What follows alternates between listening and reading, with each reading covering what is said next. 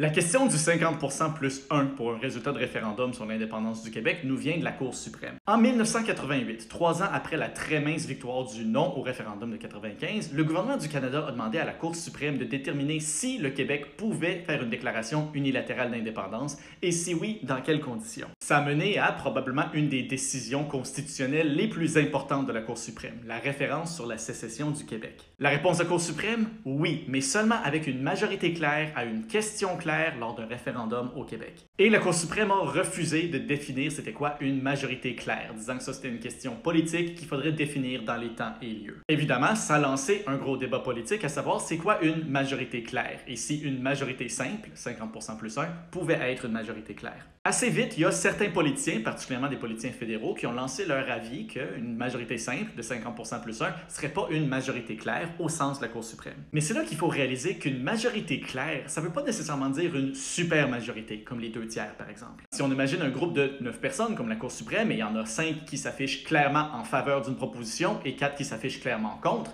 ben il y a, selon moi, une majorité claire. C'est une mince majorité, oui, mais c'est une majorité claire quand même. Il n'y a pas de doute où se trouve la majorité. Le même principe peut s'élargir à un référendum sur une population au complet. Une majorité simple de 50% plus 1 peut quand même être une majorité claire si on est raisonnablement confiant qu'il n'y a pas d'erreur dans le décompte ou de fraude dans le vote. Et c'est d'ailleurs la position qui a été adoptée par des politiciens de tous les partis politiques au Québec dans le passé. Mais comme la décision de la Cour suprême disait qu'il faudrait déterminer c'est quoi une majorité claire dans les temps et lieux d'un référendum, ça reste pour l'instant une question légale incertaine. Mais pour ajouter à la réflexion, il y a un précédent intéressant là-dessus au Canada. En 1948, Terre-Neuve et le Labrador ont tenu un référendum pour se joindre au Canada. Le résultat, une décision favorable avec 52,3% du vote. Pas loin du 50% plus 1, là. Alors, si une mince majorité est suffisante pour qu'une province se joigne au Canada, ça me semble raisonnable que la même chose soit suffisante pour qu'une province quitte le Canada si c'est sa décision. Mais ça reste une question qui est encore techniquement légalement incertaine.